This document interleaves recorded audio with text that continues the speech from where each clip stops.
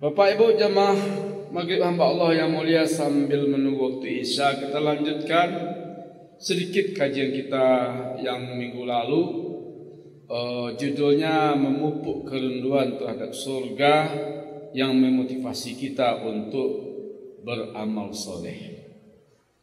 Sifat-sifat surga sudah kita jelaskan kemarin secara umum. Surga itu memang tak bisa digambarkan. Kalaupun ada penggambaran tentang surga, itu hanya permisalan bahwa di sana ada buah-buahan, bahwa di sana ada sungai-sungai yang mengalir dan segala macamnya, tapi kualitasnya beda. Buah-buahan surga namanya sama, bentuknya sama, tapi hanya mirip karena kualitasnya sangat berbeda.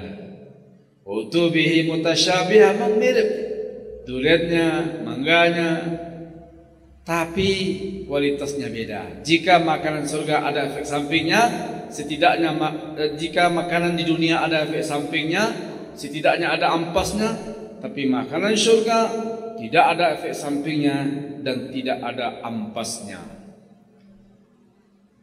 Kita lanjut jemaah yang Allah muliakan. Jadi surga itu kalau mau lihat, setidaknya Allah jelaskan, digambarkan dalam surat Al-Waqi'ah, ya. Banyak-banyak membaca surat Al-Waqi'ah, dalam surat Ar-Rahman, dalam surat Al-Ghashiyah. Di situ Allah gambarkan sekilas atau lebih jelas tentang surga, nanti dikuatkan dengan hadis-hadis sahih dari Rasulullah sallallahu alaihi wasallam. Pertama, kita sudah bahas bahwasanya di surga itu tempat asli orang beriman.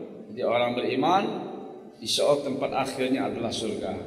Walaupun sebahagian dari orang beriman ada yang masuk neraka karena dosa dan kesalahannya, tapi akhirnya, ujungnya, endingnya, mereka akan Allah masukkan ke dalam surga. Dengan syarat dua saja.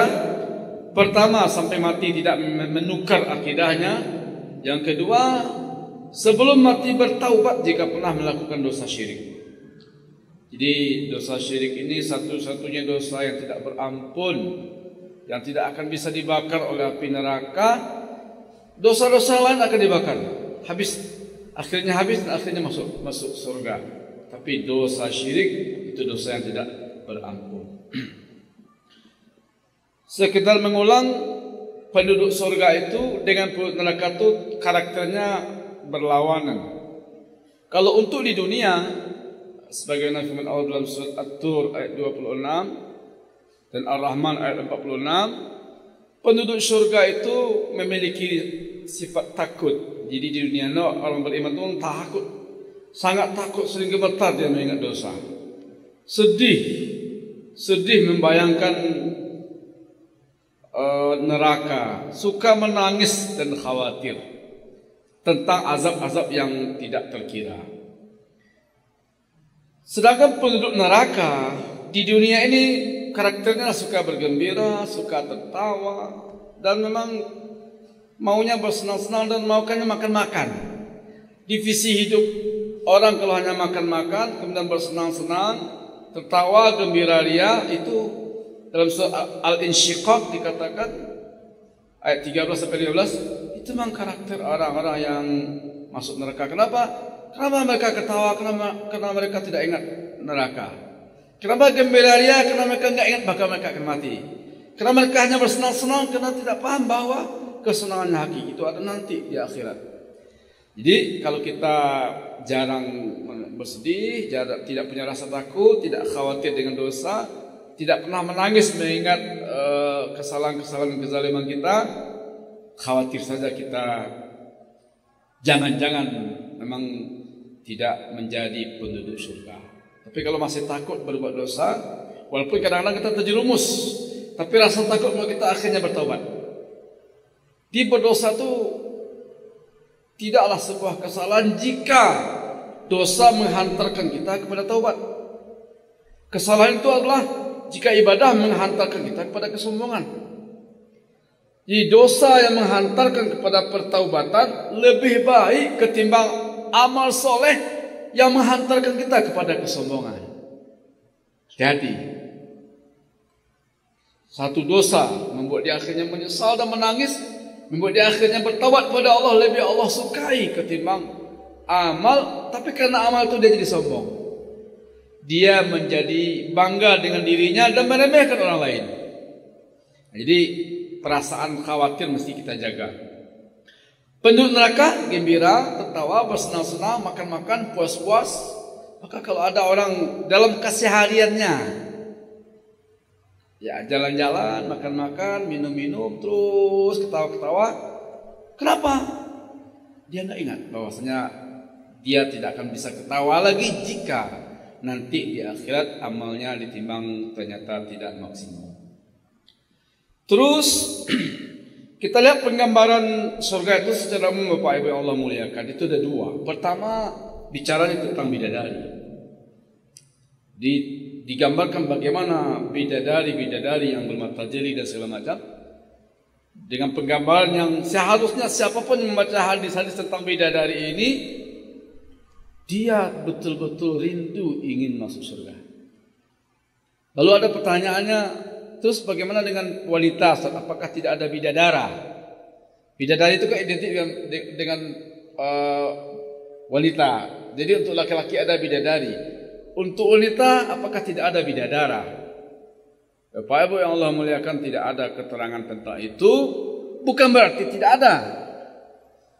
Nah, cuma Ning Imas, jadi seorang ulama dari Jawa Timur, pernah memberi gambaran begini. Yang Allah ceritakan dalam Al-Quran itu hanya sebahagian dari yang ada dalam impian orang beriman. Apa kata beliau? Laki-laki biasanya kalau menghayal, memimpikan, itu tak jauh-jauh dari wanita. Maka Allah gambarkan tentang bidadari secara lebih luas, itu untuk membuat para laki-laki beriman benar-benar bersemangat untuk masuk surga. Sedangkan wanita itu yang jadi impiannya itu ya perhiasan, emas dan perak, pakaian. Maka wanita itu karakternya pemalu. Untuk pasangan itu dia tidak mau vulgar dan terbuka. Dan kebutuhan wanita kepada pasangan tidak seperti laki-laki kepada pasangan. Laki-laki itu tidak cukup dengan satu, walaupun beraninya hanya satu. Aslinya laki-laki itu kalau ditanya, dia maunya poligami. Saya bisa jamin. Cuma ada yang berani dan tidak.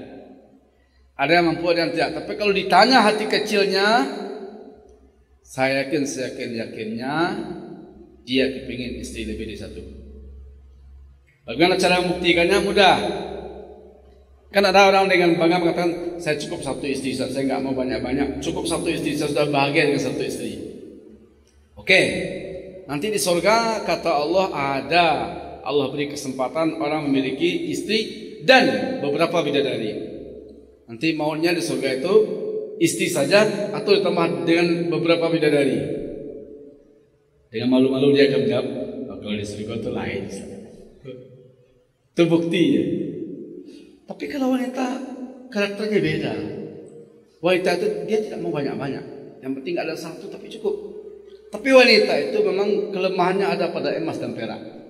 Maka Allah kata Ning Imas ini, ketika bicara tentang surga, bicara tentang emas dan perak, bicara tentang piring-piring emas dan perak, bicara tentang sofa-sofa, tentang kamar-kamar, tentang pakaian yang indah-indah, itu yang dibidik adalah wanita.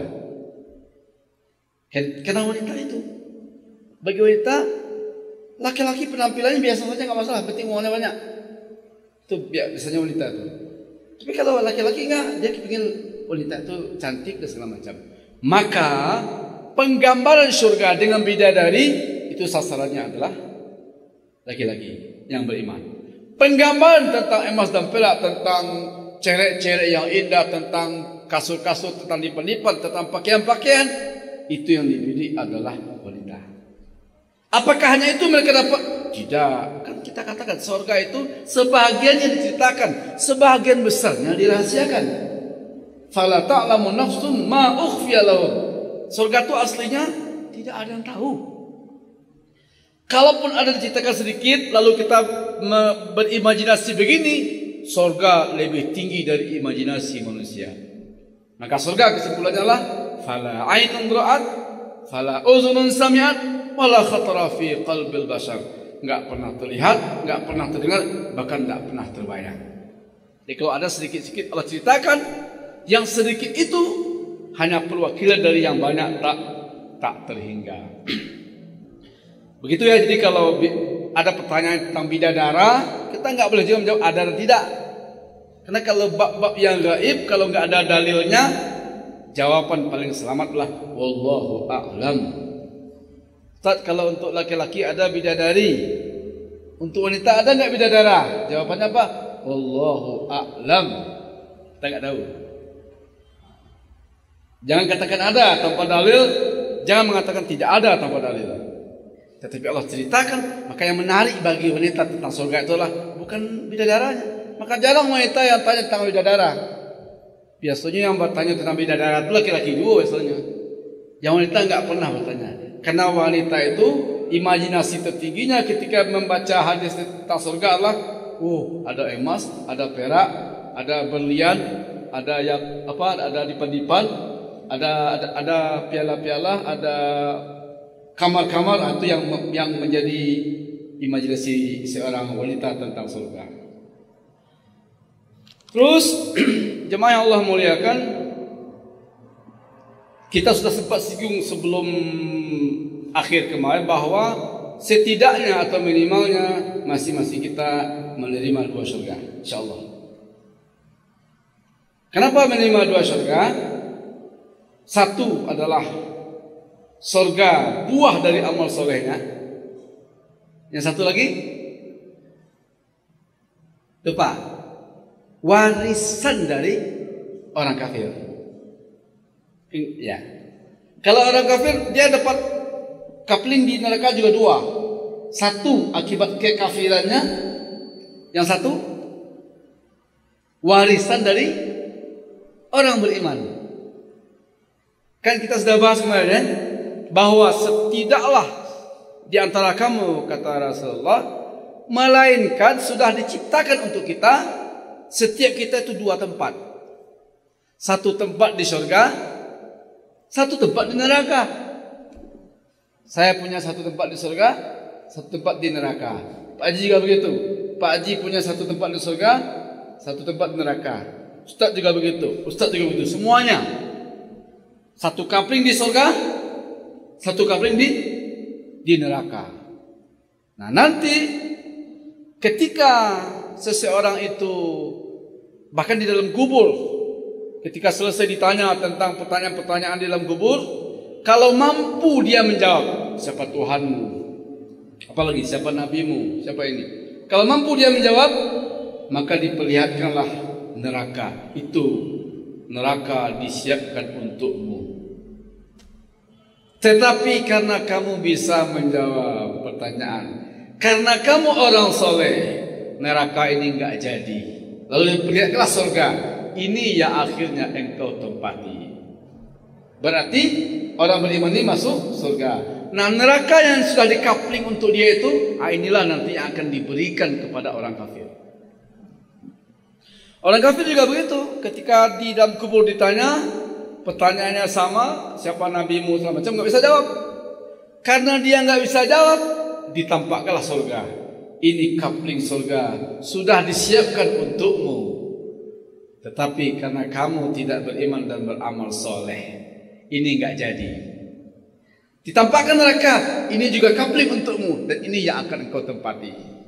Nah, surga yang dinyatakan untuk orang kafir ini, karena tidak jadi diberikan pada orang kafir, inilah yang akan diwarisi oleh orang yang beriman. Jadi orang beriman itu 2 surganya, Pak. Satu, hasil usaha dan amal solehnya. Yang satu, warisan dari orang kafir yang tidak jadi masuk surga karena kekafiran. Begitu juga dalam bab waris mewarisi. Kalau ada wanita beriman, ternyata suaminya ahli neraka, seperti Fir'aun, istrinya kan wanita salehah. Nah, ketika nanti meninggal dunia, sudah meninggal dunia kedua-duanya, Asiyah istri Fir'aun adalah penduduk surga, sedangkan Fir'aun kekal dalam neraka. Maka Asiyah ini dinikahkan dengan laki-laki beriman. Begitu juga sebaliknya, Nabi Lut istrinya durhaka, bermaksiat membangkang pada Allah, maka Nabi Lut nanti dinikahkan dengan wanita beriman. Sehingga nanti kesimpulannya di surga tidak ada yang jomblo. Yang tidak dapat jatah ini, tenang, perbanyak amal soleh, insya Allah ada jatah di surga. Itulah makna as-sahabat tenang, pembagian ratu. Kita juga sudah bahas kemarin bahwa di surga itu tidak ada lagi BAB, tidak ada lagi BAK, tidak ada lagi ingus. Yang ada adalah semua keluar dalam bentuk keringat, yang keringatnya wangi, kata Rasulullah, melebihi wanginya minyak kasturi. Kadang bersendawa, sendawa itu wangi melebihi wanginya minyak kasturi.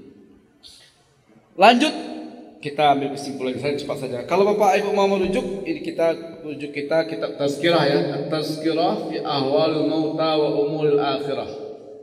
Peringatan terkait hal-hal yang berkenaan dengan kematian dan urusan-urusan akhirat. Di tentang surga, tentang neraka, tentang kiamat, tentang pada mahsyar dari sini. Lanjut Bapak Ibu, ternyata di surga juga diceritakan ada sungai. Dan sungai itu ini bahkan dijelaskan dalam Al-Qur'an ya, surat Muhammad ayat 15. Ada sungai yang airnya jernih, tidak berubah, tidak tercemar selama-lamanya. Sungai air tawar yang segar. Ada sungai air susu. Lihat terbayang di itu sungai susu. Terbayang lain, hanya lebih jauh dari itu, lebih indah dari itu. Kalau masih bisa kita membayangkan, maka dia lebih indah dari itu. Ada sungai khamar. Nah ini yang ditegaskan oleh Rasulullah SAW. Siapa yang meminum khamar di dunia, dia tidak akan meminumnya di surga. Bahkan sebagian ulama mengatakan kalau dia tidak taubat, maka dia masuk surga, dia menikmati semua kenikmatan surga kecuali khamar surga. Jadi ada loh khamar di surga ada. Cuma bedanya dia khamar di dunia memabukkan. Nah unsur memabukkannya sudah dicabut. Khamar di dunia itu membuat orang katakanlah rusak akalnya, unsur negatif itu sudah dicabut. Yang tinggal adalah nikmatnya, yang tinggal adalah efek positifnya. Jadi siapa yang minum khamar di dunia, dia tidak akan meminumnya nanti di akhirat ketika dia masuk surga. Ada air sungai madu. Jadi air tawar ada, susu ada, khamar ada, madu ada. 4 air sungai. Tak segala-segala sungai. Kalau segala seorang dah 4 galeh, masing-masing penduduk suku dapat 4 galeh. Segala air kuah, segala khamar, segala susu, segala madu nak. Sungai. Ambillah sampai aku ini. Tak kembung pun Ustaz. Itulah kembung sudah dicabut.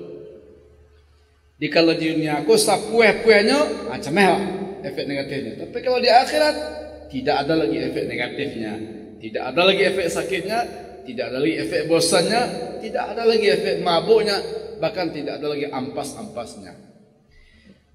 Termasuk juga pakaian surga itu apa yang Allah muliakan. Ini ditegaskan juga siapa sungguh emas dan perak serta sustra itu adalah pakaian atau perhiasan penduduk surga. Siapa yang khusus laki-laki, siapa yang memakainya di dunia, dia tidak akan memakainya di akhirat. Hati-hati laki-laki yang masih memakai galang ame, cincin ame, jam tangan ame, hati-hati. Emas dan sutra adalah 2 hal yang diharamkan untuk laki-laki di dunia. Kata Rasulullah, siapa yang memakainya di dunia, dia tidak akan memakainya di akhirat. Hati-hati. Kecuali dia bertobat sebelum wafat. Kalau sempat bertobat atau lain. Jadi kadang-kadang lah disampaikan, tak dia percaya, nanti semua kita cari sendiri. Terus Bapak Ibu Allah muliakan, kita sudah bahas juga kemarin, surga itu ada 100 tingkatan. Tingkatan ya. Tingkatan tertinggi apa namanya?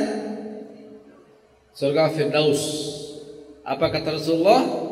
Iza sa'altumu al-jannata fas'alu al-firdaus. Kalau kamu berdoa pada Allah minta surga Firdaus. Fa innaha min a'lal jannah, karena surga Firdaus itu surga tertinggi. Jadi walaupun amal kita akui tidak maksimal, belum seberapa, banyak palsunya, banyak KW-nya, banyak kurangannya, tapi kalau kami minta kepada Allah, mintalah yang tertinggi. Karena amal kita mungkin sedikit, tapi kasih sayang Allah itu banyak. Maka ada orang diberi bukan karena amalnya, tetapi karena kasih sayang Allah. Mintalah kasih sayang Allah itu. Ya Allah, masukkan aku ke surga tertinggi. Ya Allah, aku zalim, banyak salah, banyak dosa, tapi ya Allah, izinkan aku untuk masuk ke dalam surga Firdaus. Nah, di surga itu 100 tingkatan. Antara tingkatan yang satu dengan tingkatan berikutnya, tingkatan di atasnya, itu seperti melihat bintang di langit. Dan disinilah nanti Rasulullah SAW memuji ahlul Quran. Para imam, para hafiz, guru-guru ngaji nanti akan dipersilakan. Silakan baca Al-Quran sebagaimana kamu membacanya di dunia. Nah, ketika dia baca, naik derajatnya sampai akhir bacaannya. Semakin sering, semakin banyak dia baca Quran, maka derajatnya semakin naik insyaallah.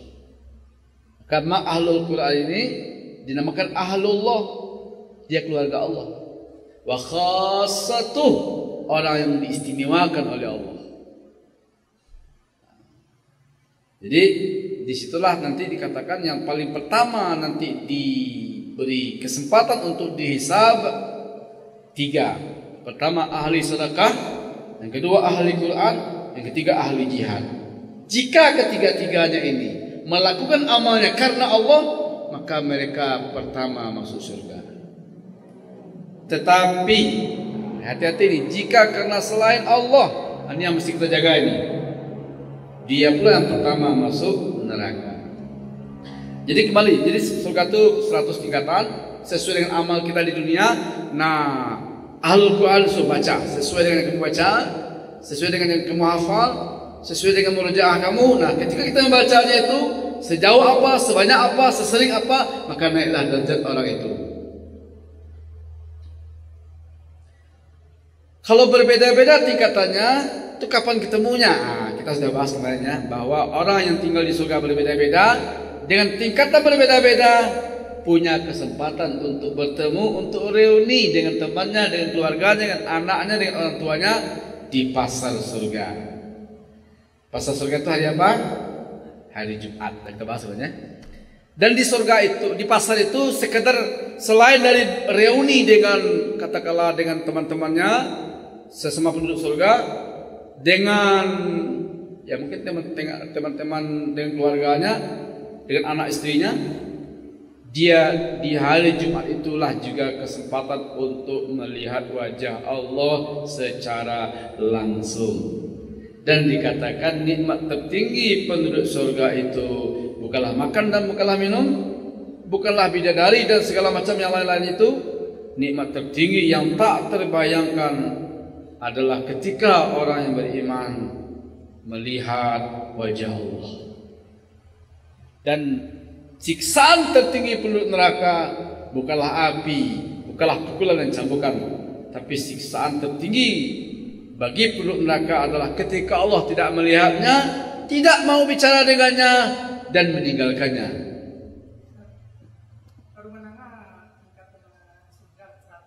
Ya. Ya itulah. Oh. Kan itu guru kita ngaji yang tidak pernah dengar. Tengah ini kan 196 hadis sahih Imam At-Tirmizi, juga disahihkan oleh Imam Al-Albani, bahwa Rasulullah SAW berdasarkan riwayat dari Muaz bin Jabal bersabda, surga itu diterjemah saja Pak ya. Surga itu 100 tingkat. Tiap-tiap tingkatnya seperti antara langit dan bumi. Dan sesungguhnya tingkat yang tertinggi adalah Firdaus. Maka apabila kalian meminta kepada Allah, mintalah surga Firdaus.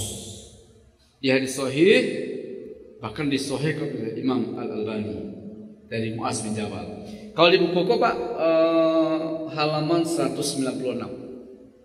Bukan terjemahannya. Ini ada yang bahasa Arab. Kalau terjemahannya 2 jilid, kalau bahasa Arabnya 1 jilid. Nah itu tingkatannya. Tapi kalau pintunya, pintu surga itu disengaja mau ambil intisarinya Pak ya. Tapi kalau kita baca mengantuk jemaahnya. Kalau pintunya itu yang masyhur dan sahih hadisnya itu ada 8. Pintu surga 8 ya. Pintu surga ada pintu itu namanya pintu salat. Di orang yang rajin salat, yang menjaga salatnya masuk melalui pintu itu. Ada pintu jihad, babul jihad. Ada babul sedekah, pintu sedekah. Ada babul rayyan, kalau rayyan itu orang yang rajin puasa ini. Ada babul taubat, pintu taubat. Pintu taubat ini kata Rasulullah SAW selalu terbuka. Dia baru ditutup ketika matahari terbit di sebelah barat. Itu maknanya kita diterima taubat kita sampai matahari terbit dari sebelah barat, atau memang ditutup, tidak lagi kesempatan taubat. Ada pintu menahan marah. Dia orang yang menahan marah di saat mampu. Itu jaminannya juga masuk pintu khusus, pintu imsakul ghadab, pintu menahan marah. Ada pintu, ini namanya pintu yamin. Kalau yamin ini khusus untuk orang yang masuk surga tanpa hisab dan tanpa azab. Silakan. Jadi ada 8 pintu surga. Kau indaknya masuk itu ke surga ya para. Ndak masuk dari pintu salat, kan ada pintu jihad. Ndak masuk dari pintu jihad, ada pintu sedekah, ada pintu rayyan, ada pintu taubat. Jadi ada 8. Dan ada orang masuk surga dipersilakan masuk dari pintu yang 8, terserah dia mau masuk yang mana. Bagaimana itu kan nanti ada masanya, memang orang masuk ketika sudah diizinkan masuk surga itu kan kita kan ingin capek masuk. Kalau ingin capek masuk itu mana langgang. Nah, awak masuk pintu rayyan, kiranya banyak orang antri ulang ahli puasa. Nah, kalau ada pintu cek lain, masuk pintu salat atau pintu zakat. Jadi Abu Bakar itu termasuk orang yang diizinkan untuk masuk pintu dari manapun dia mau. Karena apapun ibadah Abu Bakar pionirnya. Tapi kan pernah tanya di waktu subuh ya, siapa yang sudah salat malam? Nunjuk Abu Bakar. Siapa yang sudah silaturahmi? Abu Bakar juga dulu. Siapa yang sudah sedekah pagi ini? Abu Bakar juga dulu. Ada 8, tapi sebagian ulama nanti menambahkan ada lagi namanya pintu haji, ada namanya pintu duha, ada namanya pintu umroh. Intinya adalah amal soleh ini insya Allah menghantarkan kita ke salah satu pintu surga. Kita juga sudah bahas Bapak Ibu yang Allah muliakan, penghuni surga itu walaupun dia meninggal dunia dalam keadaan tua atau muda atau sakit-sakitan atau pendek atau tinggi dan segala macam, nanti rata-rata penghuni surga itu pertama usianya kisaran 30 tahun. Coba ya, ini Pak Haji nanti 30 tahun. Tinggi 60 hasta. 60 hasta itu berapa tuh? Sehasta itu setengah meter, jadi 30 meter. Sama tinggi memang itu Nabi Adam. Kalau nanti tinggi mana sampai rendah mana, nanti di surga rata-rata. Dan muda tidak pernah tua selama-lamanya. Jadi kalau dunia kau saya gagah orang, ujung-ujungnya, dek, jelaslah nak hati-hati serancak tahun 70-an gini, dek. Tetapi insya Allah di surga tidak lagi tua selama-lamanya, tidak lagi sakit selama-lamanya, bahkan tidak akan mati selama-lamanya. Itu karakter penghuni surga. Nah, jamaah yang Allah muliakan, nanti ada pertanyaan tambahan. Bagaimana jika ada wanita menikah 2 kali. Jadi pertama menikah, suamiku meninggal, suami pertama menikah 1 lagi dengan laki-laki. Kalau salah satunya masuk neraka, ya udah pasti ti wanita ini bersama suami yang masuk surga. Kalau kedua-duanya sama-sama masuk surga, hadis sahih menyatakan dia bersama suami yang terakhir. Maka Huzaifah berwasiat pada istrinya, jika aku meninggal nanti dan engkau ingin bersamaku di surga, jangan menikah sepeninggalku. Itu kan kalau ingin, kalau tidak silakan gitu. Ini tidak masalah. Dan banyak juga akhirnya nanti wanita-wanita muslimah itu memang memutuskan sejak ditinggal oleh suaminya, dia tidak menikah lagi. Kenapa? Karena dia ingin bersama mendiang suaminya nanti di surga. Ada satu lagi riwayat, tapi riwayat ini enggak kuat.